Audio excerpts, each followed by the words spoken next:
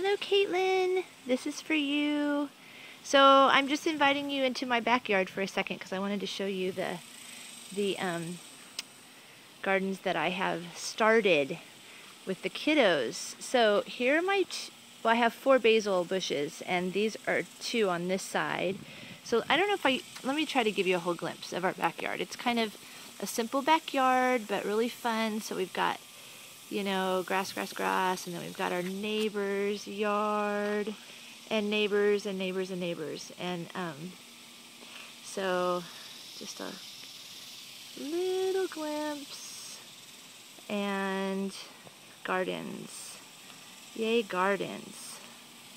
It's really very fun. And then over here in the darker area, shaded area, I've got a tiny little dog run over there. It kind of works. It doesn't always work. And then rose bushes, some more basil. So I guess I have 6 basil bushes. I forget about these over here. And those things that are around the roses are garlic. Garlic loves roses. Roses love garlic. Those are some canna lilies, I think. Not calla lilies, cannas. And then the hydrangea, tiny baby hydrangeas. These are little daylilies right there, kind of the tall grass looking stuff. And then etc., etc. Okay, so this is my big Italian garden right here. Let me see if I can show you the run. So right down here in this kind of narrow area, these 2 little guys, this is my barest area right here, but I do have like onions. 2 onions are growing there. The rest of the onions didn't take, unfortunately. I think it got too wet over here during the springtime. These are bell peppers, these 2 plants. They're doing okay. I think they'll probably harvest more like, you know, maybe early fall time or something, maybe August. Again, my basil bushes that I think I'm just going to take tons of it and dry it out, do the whole upside down thing, dry it out and get it in some you know, some little jars for the winter time and the fall time. So here's all these tomato plants, and I put like, I don't know, gosh, I put like 8 tomato plants in, but I have a few that are little different breeds. So this one right here, if you can see, this is like a little grape tomato one, and it produces tons and tons of tomatoes. So I love it because they're yellow tomatoes, and they look beautiful in, you know, in salads and stuff. Then I've got these big, fat, meaty tomatoes that aren't yet, they're just not ready yet, but they're so beautiful. It's amazing. And then I have some that are starting to ripen, and they're just kind of garden tomatoes. I don't really know what the breeds are, but let me see if I can get you all the way down here. Oh, let's see. Here we go. Those are starting to ripen up, and those kind of come on vines too, but they're just smaller, kind of vine-ripe tomatoes, I guess, or vine tomatoes. And again, 2 more basils. This is a banana pepper plant, and it has been doing great. We've already picked off like 10 peppers. It's now starting to grow up, and it's just so funny. It comes up with these big old long yellow beautiful pepperoncinis. And then this is another bell pepper, and this is onion right here, and another onion plant right there. And again, I put like tons of them around, but only 2 of them really took, so it's kind of interesting. So then over here is what we call, the kids and I called this our Americana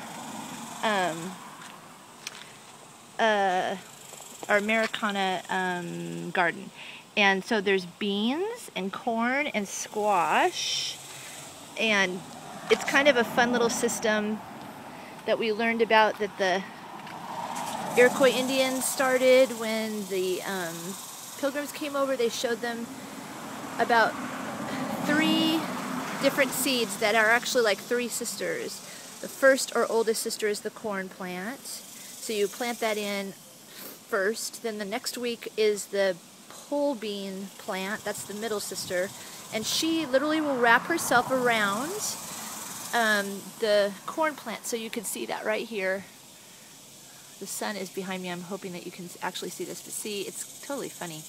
And then the squash, any kind of squash, pumpkin, we use zucchini, kind of guards the three sisters. She's the youngest sister, and she kind of comes up and kind of guards it all. And they leave off the right nutrients for each other in the soil so they can feed pretty beautifully. And then I have rosemary, and then we put in some watermelon, and that thing is going to go gangbusters on us. So we have this nice little area for it to go gangbusters on. Here's our biggest corn plant. You can see already some corn is right there. There's just our first ear. There's a second ear of corn right over there. And it's kind of doing the same thing. This is a hard little area for our rain gutters to take. So a lot of times when the hard rains came in, we had all of this dirt kind of, you know, it's really low to the ground, so it can't take a lot. But anyways, okay, so now this is the next one I'm taking you to is my most fun. It is the sunflower area. Love it, love it, love it, love it, love it. So, Kaitlyn, do you remember when we went to Reading and we saw that whole field of huge sunflowers? So, yeah, my friend here, Nicola, she went ahead and grew these, and they get so big. So they're gonna go totally up the shed on the side there, and you can see they're getting really tall. We are going to buy praying mantis eggs. We're going to put it right up here, the little egg. It's like a, well, anyways, we're going to put a net up here for them to hatch safely. And the praying mantises will take care of all kinds of bugs, you know, for us. And the kids will, of course, go just crazy. They're really, really, really good little animals to have in the garden. So, and ladybugs and stuff. And so this is cucumbers growing around the sunflowers. They also love each other. So, all this growing together stuff is called companion growing, and you probably already know that, but anyways, it's really great. You could just Google it and they'll tell you, you can get all kinds of charts with what to grow, when to grow it, and then what to grow together, you know, because they really enjoy each other. And the cucumbers, you can see they do the same thing that the peen bowls, did you like that?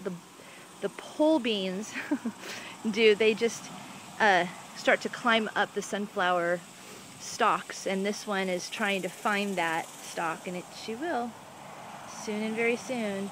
So we've had a lot of like grasshoppers in here, which is bad, bad, bad, because they eat everything. Lots of caterpillars early spring. There's this thing called diatomaceous earth, which is just algae. It's very organic, and you can sprinkle it all on all of your stuff, and it just kind of dehydrates